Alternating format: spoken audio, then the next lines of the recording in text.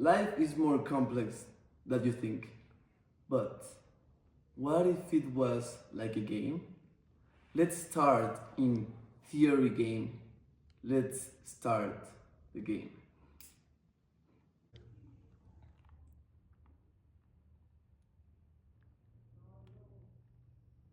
This is a comparative analysis about two different conflicts that were important for human history.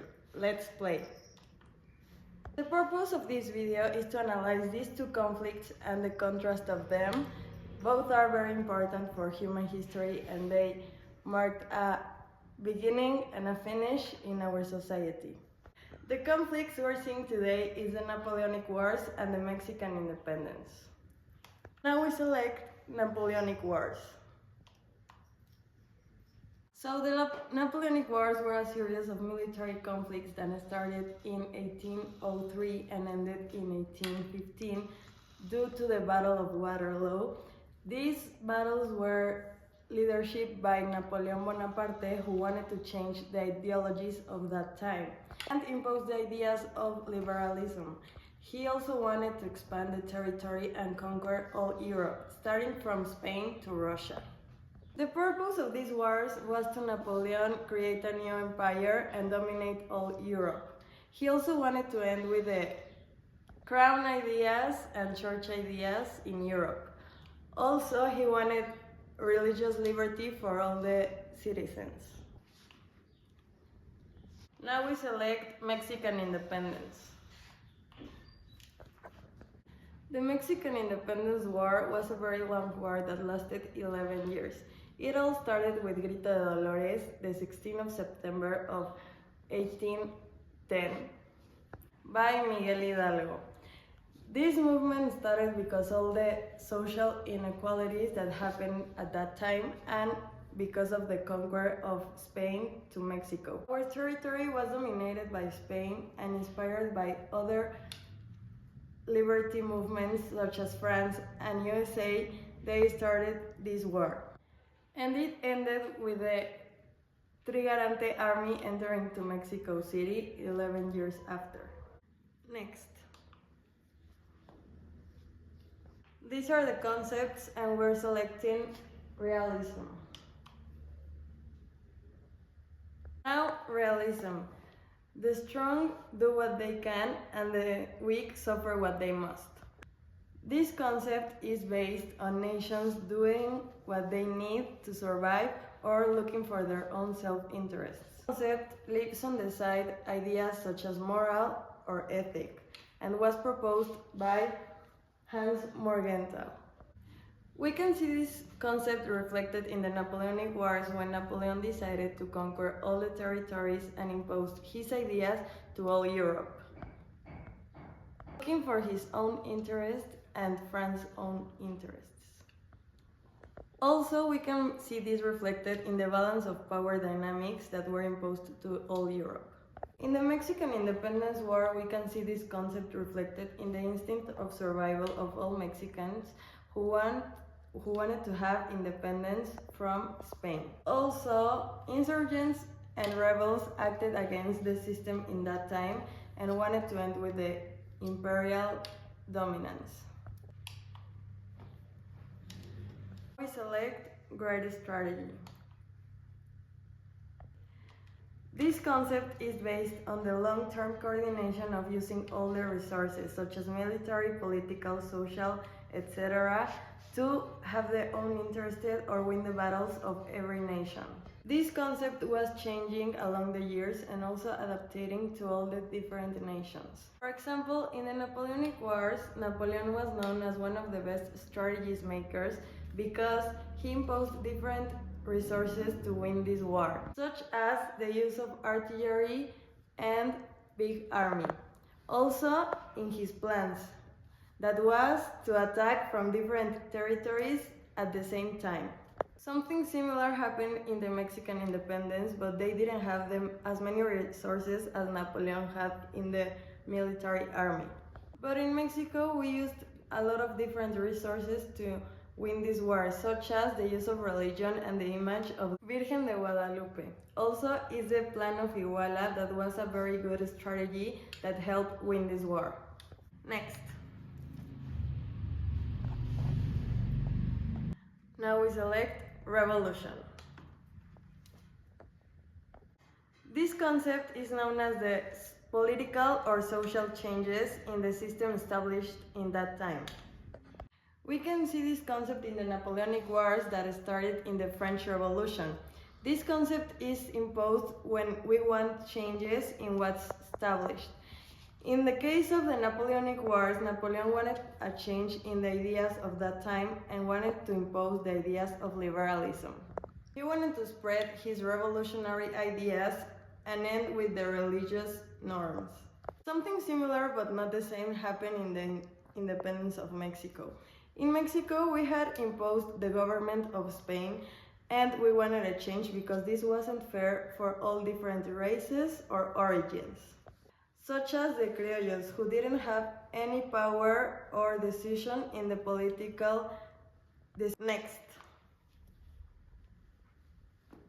Well, now we have the main points for each conflict, starting with Napoleonic Wars. So, Napoleon stands between the church and the diplomacy. The church was here and the diplomacy was here before the Revolution War. After the Revolution War, Napoleon has changed this. So, now the church was here and the diplomacy was here. Napoleon's ideas of liberalism was very improved to the European. The liberalist ideology of Napoleon had a lot of incongruence because he proclaims himself to emperor of the new empire of France. One point that was great for Napoleon is that the blindness of the people was eliminated. Now we have the causes that we already explained, that basically was the ambition of Napoleon to conquer Europe and to expand these ideas. Also the strategies, that was a rapid troop movement.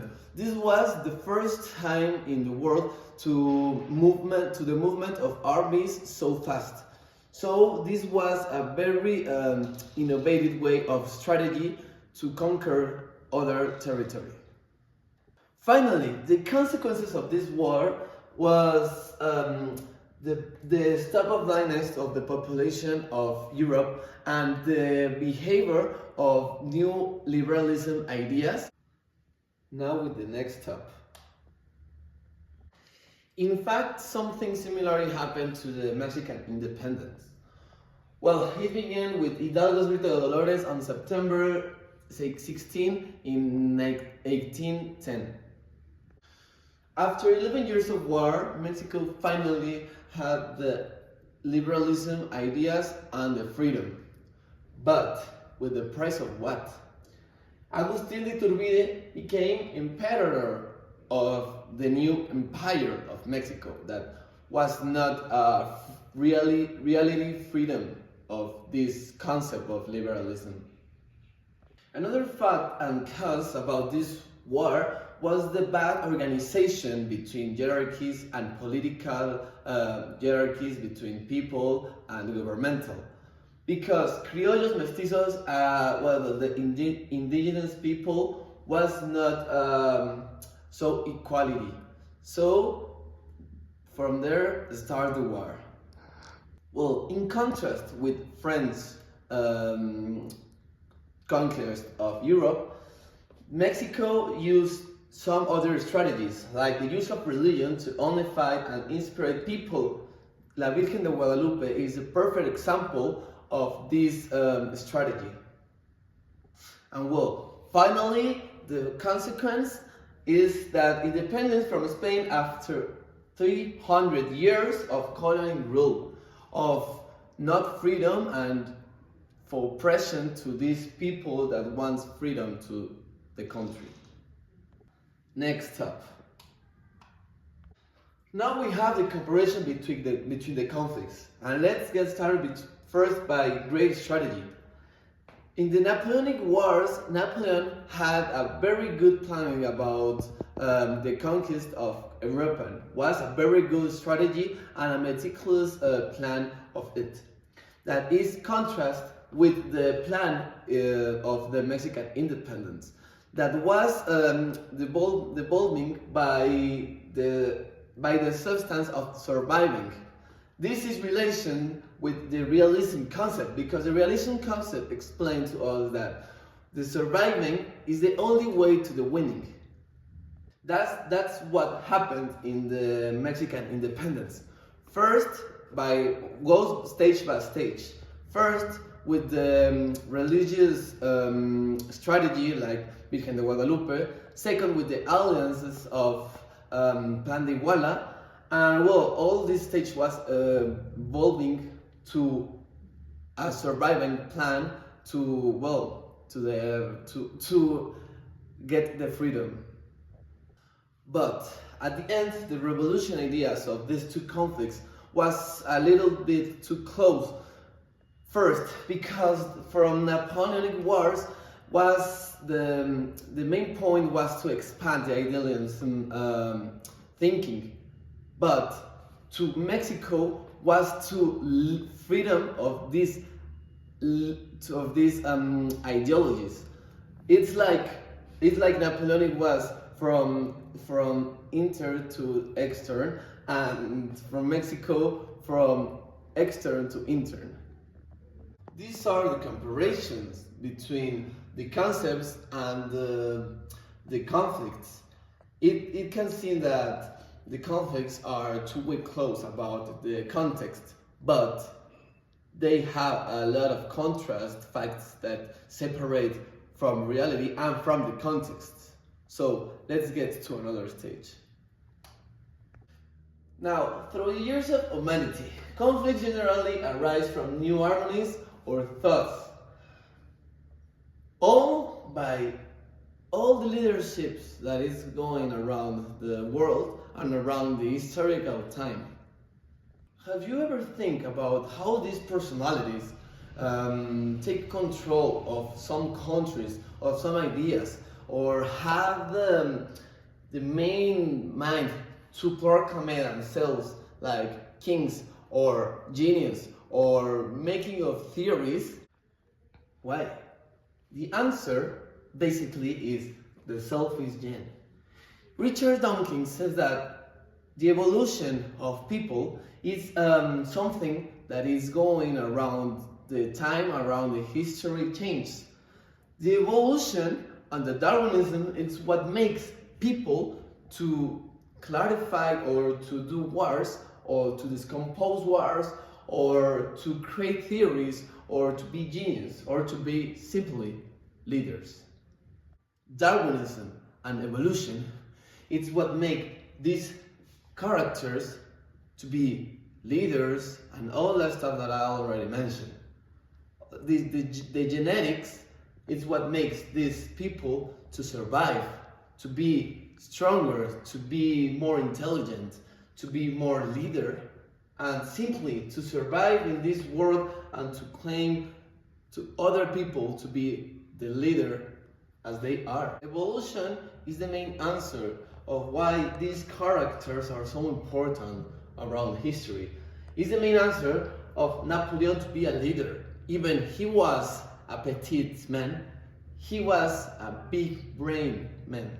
So these are the main answer to why these characters are transcendent to history. Now, let's go to the next stage.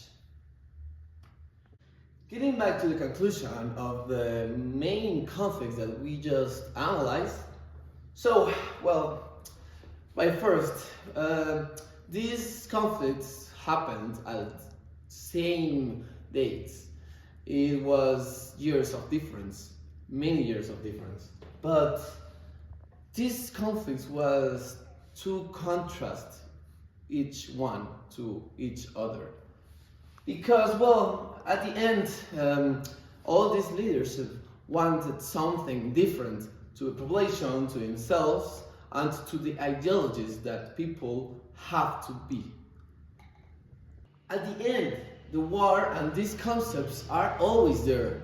The surviving to win, the win to survive, it's always there. There are no morality, there are no freedom, there are no all these things or codes that says what you need to do or what you don't need to do.